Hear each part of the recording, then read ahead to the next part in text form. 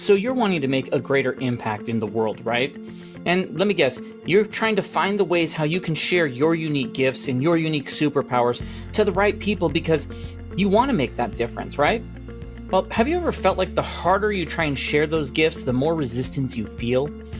What if maybe that knot in the stomach you get when you're trying to share your gifts and superpowers isn't a warning to stop, but an invitation to actually grow? I mean, think about how many breakthroughs maybe you've missed because resistance convinced you to hold back. Lots of people who are trying to make a bigger impact, step into who it is they were meant to be, to utilize their gifts and superpowers, like they experience this, and that's why I want to cover it today in this video. Now, my name is Jake Talbert. I'm the founder and author of the GIVER method, and what we're diving into is something that affects, every giver when they're on this journey, and that's navigating resistance when you're trying to share those gifts and superpowers with the world. Now, before we dive into it, if you're new here, please hit subscribe, ring that bell for notifications. We don't want you to miss out on any of the content that we give that are going to help you to unlock your potential and become a true giver. You can also find us on TikTok, Instagram, LinkedIn, Facebook, all those places. I highly recommend that you go to, when you're done with the video, thegivermethodbook.com and get on the pre-launch list. We actually just wrapped up the editorial process, and the book is going to go through final design steps and be available next month. So get on that pre-launch list so you can get some of those added bonuses for being a part of that. So thegivermethodbook.com. Now, I talk a lot about that. You hear me use this term giver, and on the channel, you're going to see lots of videos that dive deeper into what GIVER is and what the GIVER method is. But let me just give you the quick 10-second version. The GIVER method, GIVER's an acronym, but really what it is it's a framework that's designed to help people to discover and develop their gifts and superpowers so that they can provide value to those in their sphere of influence and make greater impact and be more intentional with their gifts and superpowers, so that each engagement and interaction discussion they have is as effective and eager as possible. Because when you do this, you start to see relationship riches show up. You start to see how you can make that greater impact in the world, step into who it is that you were meant to be. And what I find is that when people develop their gifts and superpowers and give them without expecting anything in return, that the universe always has a way of paying them back. And so I like to recommend that you do that and invite you to invite the universe to pay you back. So we're going to go through these principles and these items that I have laid out on this topic. And as I do, I'm going to cover a little bit of detail, maybe share a story, but at the end of each principle, I'm going to give you an action item. Now, these are action items that you can start doing, today or this week, and you could start to set out a plan and start to make a change in this area, start to move past that resistance that you experience. It's great that you're watching the video, and I love that you're watching the video. Please keep watching the videos, but it's more important about what you do after and the steps that you actually take moving forward to start putting that wheel in motion. So I highly recommend you get out a piece of paper, open up a note, and jot down your thoughts as we cover the principle and the action item so that you can start to formulate that plan of what you would go and do. All right? Now, we're going to dive into this. Now, naturally, resistance, it isn't just an obstacle, but honestly, to me, it's feedback from the universe that you're pushing into new territory, and you're pushing into territory that's usually good. And so what I'm going to uncover is these principles that are going to transform resistance from any sort of a roadblock into a launching pad for your gifts. So the first one that I want to dive into, let's talk about this idea of the reality recognition, and I like to coin phrases, so reality recognition protocol, we'll call it. This is about identifying the true nature of the source of your resistance, because resistance comes in three different forms. There's internal, external, and systematic. And so let me cover those. Internal is going to be things like self-doubt, fear, perfectionism, imposter syndrome. This form often stems from limiting beliefs or a fear of being judged. The external things is going to be like skepticism, criticism, lack of understanding from others. And this might come from people who just don't see the value of your gifts yet. And then, of course, the systematic is there's cultural norms or organizational barriers or society pressures that make it harder for you to share your gifts freely. Resistance isn't always a sign of failure. Often, it's going to reflect natural changes of stepping into something that's more meaningful and impactful. So start by recognizing where the resistance is coming from. Is it an internal voice questioning your abilities? Is it external skepticism? Is it some sort of structural barrier like lack of resources or support? And once you identify the source, you can actually start to identify and create specific steps to address it. For example, if you have some sort of internal resistance, might require maybe some self-compassion, reframing your negative thoughts, while an external resistance could be addressing that through clear communication or building more trust with an individual. And so an action item for this principle would be you want to start mapping out the resistance. Create a resistance map for your current situation. And what you want to do is you want to list forms. Go ahead and first just list out all the forms of resistance. Reflect on maybe current challenges. Write down how you're seeing it, how it's encountering, whether it's internal, external, or systematic, and then identify the source of each one. Next time, next to each item, just note its source. For example, if you're feeling self-doubt, it might be a fear of rejection. If a colleague is dismissive, it could be an external skepticism. So you then want to go through and rate the impact on how much each resistant affects your ability to actually share your gifts and superpowers, and then rate, this sort of a rating that you're going to do. It's going to prioritize, how do I address the challenges first? Which ones do I do? And you can use this as a map, as a tool for understanding the landscape of what your resistance is. And look for the patterns. Are you more affected by internal doubts or external barriers? And begin brainstorming the small steps, how to address the highest impact items on those lists. Now, our second one is going to be the timing trust framework. Timing trust, this acknowledges that everybody will be ready to receive your gifts when you are ready to share them. Timing plays such a significant role in how gifts are perceived or embraced. You have to, and I'm speaking to myself here, you have to have patience and trust. It's the key to the process. Observe, what you want to do is observe the conditions that make sharing your gifts more successful. Is it certain people that you have in your life, certain settings or moments when your contributions and things that you provide are going to be more readily received? And then reflect on what are those optimal conditions and align your efforts with them. You got to just trust that the right opportunities, they're going to present themselves if you remain consistent and intentional. So you could be something if you notice that your colleagues respond better to your ideas in a one-on-one setting rather than in a group, then adapt your approach and make it that it's in a one-on-one setting. You have to be paying attention to those sort of things. And so the action item here is I believe in journaling. You got to journal things out. You got to write out your thoughts, reflect. And so part of journaling, you could be identifying timing. And so what you want to do is document, what's happening. Each time you share your gift, how was it received? Were people receptive? Were they dismissive? What was the context, timing, setting, audience? And then look for, over a period of time, start looking for the patterns. What are the trends, when you shared those gifts? How are they most appreciated? For instance, you might notice that your ideas resonate more during informal settings when, shared with individuals rather than, a formal setting. Just track those things. Pay attention to the conditions. What was the environment? What was the emotional condition that made it easier or harder to share those things? So are your ideas better received when you're feeling confident, or that the audience is more relaxed? Just start looking for those things. And then use your journal to identify the optimal sharing opportunities. You're going to notice those patterns of success and aim to recreate those conditions as much as possible. If you notice recurring resistance, then that's where you need to go back to the first one, explore how you're going to approach those differently, and you'll begin to put out that plan of how you could approach it to make it more effective. Now, the third one is understanding your energy exchange. Now, this is about maintaining your energy while facing resistance, because that is really difficult. When you're being pushed back on, you can start to feel deflated and start to feel like things are being taken from you. So sharing your gifts, it's going to require emotional and mental investment, and resistance, it can drain that energy if not managed effectively.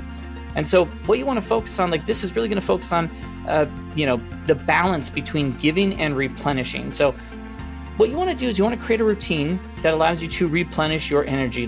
This could involve, set some boundaries to avoid overextending yourself. I've done that plenty of times and burnt myself out. Practicing, some sort of a mindfulness to ground your emotions, or incorporating activities that recharge you. Make a list of what those could be. For instance, after a challenging conversation where your gifts maybe weren't received well, maybe take the time to reflect on what went right, and, where you can adjust, letting, the frustration, adjust without letting any sort of a frustration linger. And so action item here is going to be design your own energy management system. There's morning practices. So here's a couple things. Morning practices that you can do. Start by grounding rituals, meditation, journaling, walk in nature, like activities that help keep you calm, focused, and keep a calm and focused tone for your day. Like you're setting that in stone. For me, I wake up really early. You can't tell, I'm here at my office, but it's really, really early in the morning and no one else is here. That's part of my morning practices. It's part of my things that help me to get my day going properly. Now, the second thing is you've got midday, maybe rituals, like resets. How can I reset myself and incorporate what are the short breaks that I can do during the workday that help me to recharge? It could be stretching, it could be mindfulness practice, it could be stepping outside for fresh air, it could be goofing around, it could be whatever. Like that's where you get that chance to say, hey, how am I going to reset my brain? And then in the evening, what are the recovery? So I may not look like it, but I've run 6 marathons. I've completed 6 marathons, and recovery is such an important part of that. So after you've run, you have that recovery period where you have to wind down and then let yourself get built back up. So you're not just breaking your body down. Now, when you're doing an evening recovery routine, when it comes to your gifts and superpowers and this resistance, like wind down with maybe some sort of reflective practice, like a gratitude journaling, or maybe some light reading. Listen to some calming music. These types of things are going to help you process your day and prepare for like restful sleep. The other things that you can look at is going to be like weekly restoration practices. Like what are some of those hobbies or activities that you can do that maybe are a little bit bigger? Maybe it's connecting with loved ones, a hobby, enjoying extended time in nature. Like look for those areas and put them into your schedule. And then naturally, over time, you're going to have to evaluate and adjust. You got to review how the practices are maybe impacting your energy and refine them to ensure that they're supporting you effectively through any sort of a resistance that you may experience. Now, the fourth one is about building relationship resilience. So like, how do we design that? How do we, architect this relationship resilience? So it's going to involve like, how do I build a network of connections that sustain me through any sort of resistance? Like these are going to be relationships that provide you encouragement or feedback and support, helping you stay really committed to your purpose even in the face of your challenges. So you look for key people in your life who understand and appreciate your gifts. I mean, that once again could be friends and family, could be a mentor, it could be peers, coworkers, and people who essentially share your vision and values. And invest in these relationships by being really open about your journey, especially the challenges that you have. For example, like when you're facing resistance at work, a mentor's guidance can really offer a perspective of reassurance. I've had some great mentors that have helped me to remind me of the bigger picture that we're focusing on, rather than getting caught up in the moment of something that's depleting the energy that I may have. So the action item here, go ahead, map out what's that support ecosystem, who's in your inner circle, and identify the people who maybe you can rely on daily for encouragement and feedback. They're the go-to individuals for emotional support and maybe practical advice. Who's that outer circle? Like who are those that maybe you connect with less frequently, but still occasionally you could go to for guidance or a perspective? Like these could be mentors or extended family, old friends, things like that. Think about a professional network. Like map out your colleagues, the industry contacts, peers that support you throughout the career. Like they're can often offer really strategic advice or opportunities to utilize your gifts in other ways. Think about it from a community aspect. So we're starting to get even further out. Like what groups or communities where are there that feel the same sense of purpose as you? Like where's that belonging? It could be a local club or an online group. Like someone that has a shared interest, some sort of an organization with a shared interest to yours. Like go find them and be a part of that and join it and provide value to those groups. And then of course, look for the gaps. Like once you map out all these areas, like look for areas where maybe you feel underrepresented. You're missing maybe strong connections in your professional network or in your outer circle. Like cool, then consider, how do I build relationships to strengthen that area so I can strengthen the resilience that I'm experiencing? Now, the fifth principle is about calibrating clear communication. So like this is really about adapting your message to your audience without diluting the essence of what your gift is. And we've been there, we've all done it where, yeah, I'm going to continue. Miscommunication can often lead to resistance. So like refine how you present your ideas and that way you can make sure that it resonates well with them. So what you want to do, practice tailoring your message to different audiences. Think about maybe what are their values, what are their concerns, what sort of language do they use? We all have different types of people that show up in our lives. We've got A players and B players in our lives. A players, the people I look up to, the people who I'm going to make sure that I speak as clearly and professionally as possible. I'm going to dress a certain way. And the B players, who I'm laid back and I've a family member, a best friend, that I don't need to be in my pristine condition when I'm talking to them. So think about those, and then use different things like storytelling to illustrate whatever your points are. Like, stories can be way relatable when it comes to any sort of an abstract idea. So like, think about it as, instead of like simply stating, hey, here's an idea that will improve productivity, share maybe a specific example of how it helped someone else. And this is going to just help make messages more clear and compelling. So what I recommend, the action item here, is going to be that you want to create 3 versions of how you explain your gifts and superpowers to others. There's the traditional elevator pitch, the 30-second, how do I craft this really concise explanation of the gifts, superpowers, and its value? What are the essentials? What do you do? Who do you help? Why does it matter? I help small businesses simplify their workflow so they can focus on the growth without feeling overwhelmed. Cool. That's the elevator pitch style. Then there's the 2-minute version, which is more casual conversation, where you expand on the elevator pitch by adding relatable examples. Hey, last month I worked with this business where the owner was really drowning in what they were doing. And after we streamlined the processes, they were able to save 10 hours a week that they could then focus on launching these new products, and it saved them all this money, blah, blah, blah. There's then the 5-minute version. So this is more formal presentation. I've got the time to actually develop a more detailed version of the presentation and be in more in-depth conversation. So that's where I can include the purpose, the problems that I'm addressing, my specific or branded solution to it, and then also maybe an example of the impact that it's making. And then of course, naturally, you just have to practice and refine. You gotta try it out with some friends, some trusted, some family, mentors, and ask for feedback on, how you could add more clarity to it and more engagement. And then of course, the 6th principle we have is you have to have growth integrated as a part of this. So this is about reframing resistance as a tool for your evolution. Every challenge you face while you're sharing your gifts and superpowers is an opportunity to grow stronger with them. And so you refine your approach and you can deepen your understanding of what your purpose is. So when resistance arises, ask yourself, what is this trying to teach me? Use the resistance as feedback to evolve. This could look like something like, if your ideas are constantly misunderstood, it might be a simple sign that that your delivery of your delivery, and that you need to just adjust what that is, or adjust your timing.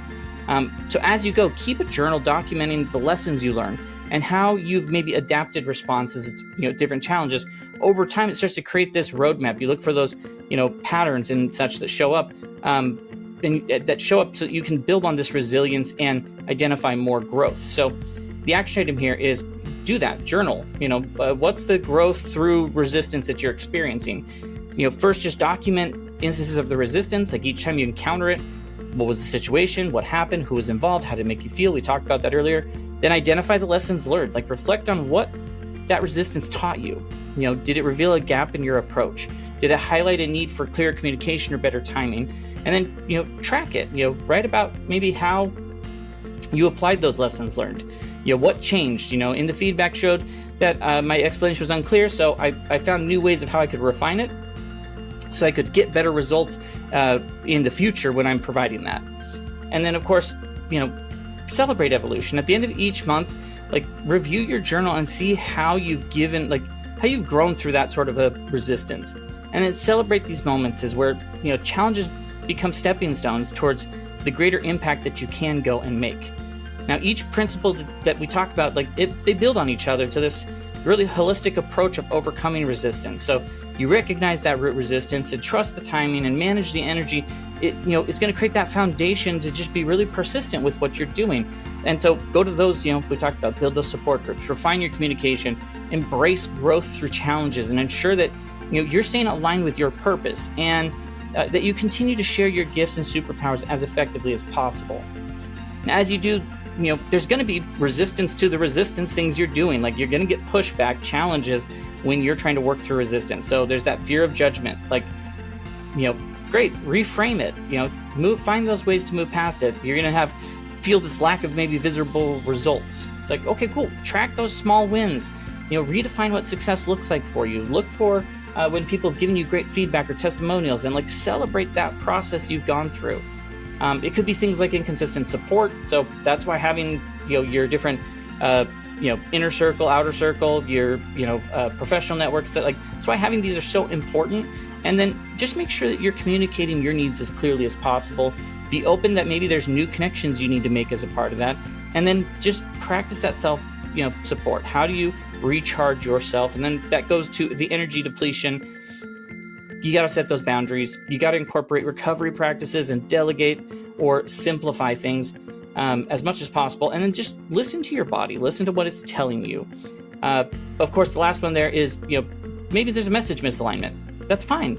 Know what the audience is. Simplify the message. Test and refine, and just stay true to what your core, who the core of you is. Because any challenge, they're not roadblocks, but opportunities for that growth and realignment. When you address these obstacles, with intention and strategy, you're not just moving past the resistance, but you're really strengthening your ability to share your gifts and your superpowers as authentically and effectively as possible. And so you could look at any sort of how you roll that out. You can start doing things today or this week. You could look at implementing one, piece of it, timing and such, or energy exchange. Like you could look at how you do that over a month, over a couple weeks, any which way you want to do it, but start small. Just start doing something so that you can start to work past that resistance, because it's not an enemy to your gifts. It's actually the refiner. It's the thing that polishes them. So every pushback, every doubt, every challenge is sculpting you to be a more effective giver. Now, if you're ready to dive in deeper to that and transform resistance into rocket fuel of impact, then go to thegivermethod.com and join our newsletter list, or go to thegivermethodbook.com and get in the launch list so that you can get the book to help with this. When you sign up for these things, we want to give you exclusive tips and insights into navigating resistance, or developing those gifts and superpowers and sharing them in the most effective way possible.